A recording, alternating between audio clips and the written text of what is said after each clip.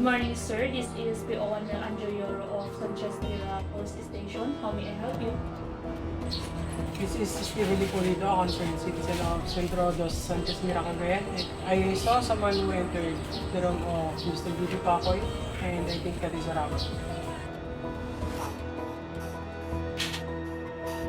Okay, sir. We'll deploy some of our personnel to respond to the crime scene immediately.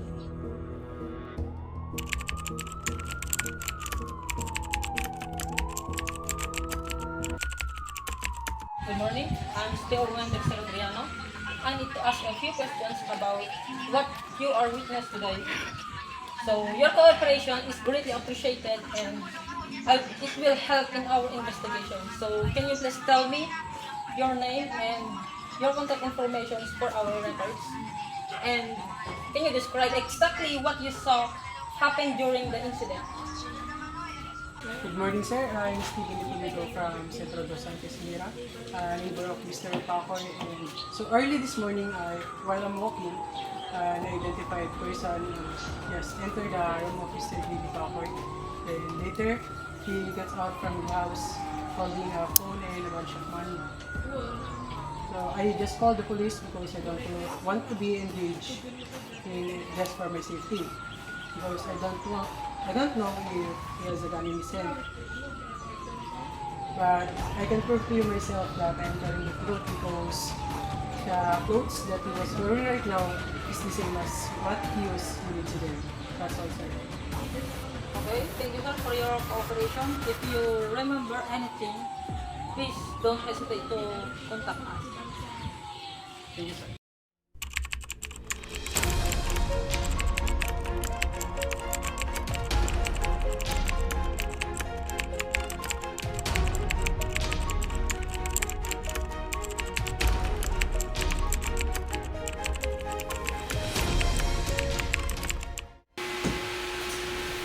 Good morning, ma'am.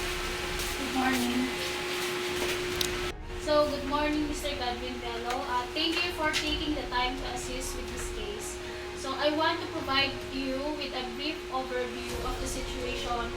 We proceed with the polygraph examination for Mr. Johnson Caballero. So, on June 13, 2024, we received a report about a stealing incident that took place at around 6 o'clock a.m. in the residence of Mr. J.B. Pacoy. So the investigation so far has led us to believe that Mr. Caballero may have important information regarding this case. Witness statements and some physical evidences have pointed towards his possible involvement. To give you some context, the incident occurred at 6 o'clock a.m. when Mr. Johnson Caballero allegedly entered Mr. Pacoy's room using a false key. So once inside, he took Mr. Pacoy's cell phone and some cash. Shortly after, Mr. Stephen Pulido, who was walking near the scene, saw Mr. Caballero immediately flee from Mr. Pacoy's room. Feeling that something was amiss, Mr. Pulido called immediately the police. So, Mr. Caballero has provided an alibi stating that he was at his friend's house during the time of the incident. However, there are discrepancies in his account that we need to address. We've gathered critical evidence, including forensic evidence and witness testimonies that suggest there may be more to his story. So, our primary goal for this polygraph test is to determine the truthfulness of Mr. Caballero's statements regarding his location at the time of the robbery, his involvement, and his knowledge about the incident. For instance, we need to verify if Mr. Caballero was indeed present at the scene and if he has any direct or indirect involvement in what happened. It's crucial for us to clarify these points to proceed accurately with our investigation. And I hope this gives you a clear overview of the case. And please let me know if you need any more details or if there are specific areas you'd like me to elaborate on. Your expertise in this matter is very valuable, sir, and we are counting on your assistance to get to the truth. So, here is the printed spot report to serve as your basis, sir. Okay, ma'am. Thank you for the information. I hope we can solve this case immediately. Thank you.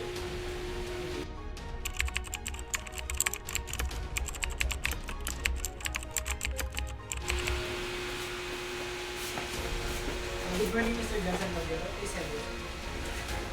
Thank you.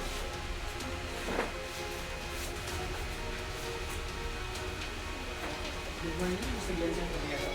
I am Gavin Rayambelo. I am a certified polygraph examiner with 10 years of experience.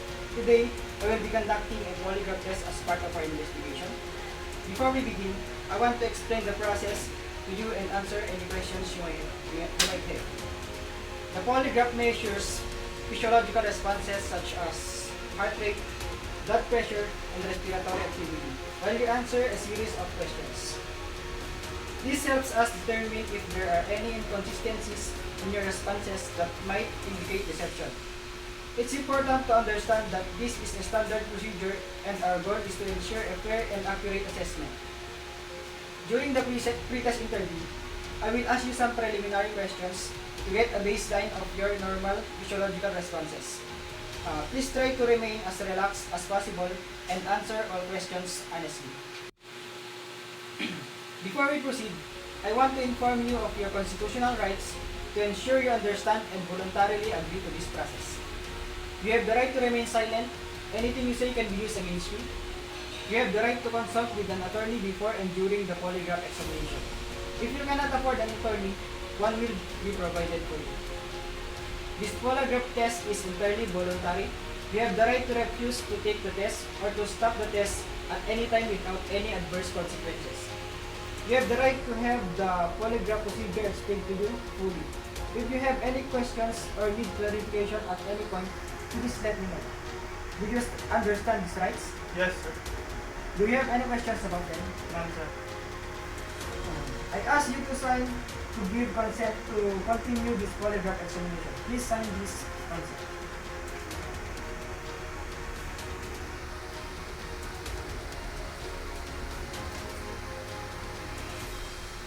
Do you have any questions or concerns before we start?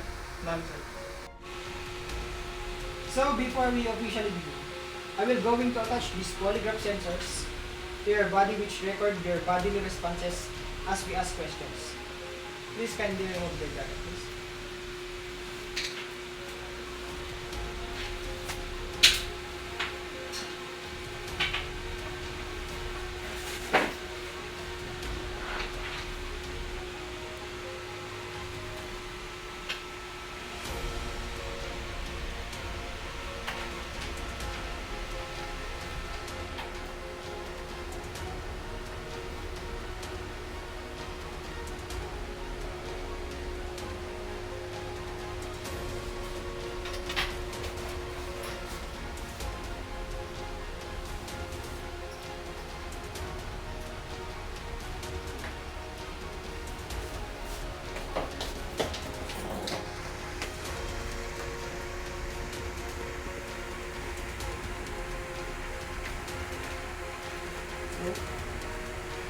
Is your first name Jensen? Yes, sir. Are you aware that today is Friday? Yes, sir. Before 6 a.m. of this day, June 14, 2024, did you enter the room of Mr. J.B. Kahoy? No, sir. Are you married? Yes, sir. Were you the one who actually stole the missing phone of Mr. J.B. Kahoy? No, sir. Have you ever taken anything before turning 25? No, sir. You know how to read. Yes, sir. Were the key recovered under the bed of Mr. J.B. Kahoy yours? No, sir. Do you know who stole the phone of Mr. J.B. Kahoy? No, sir. Have you ever taken anything from your current employment? No, sir. Okay, that's all. I will now remove the polygraph sensors.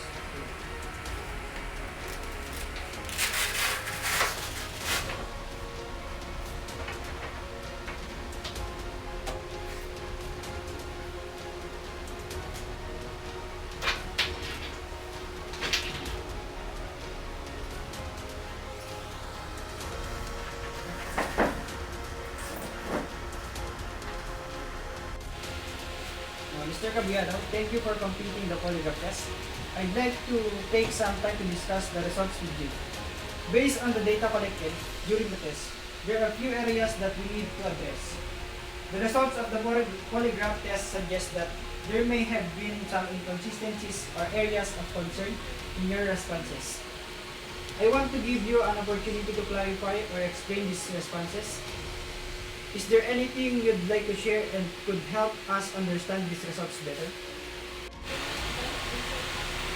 I'm sorry, sir, but I planned the robbery because I was in desperate need of money and felt like no other options.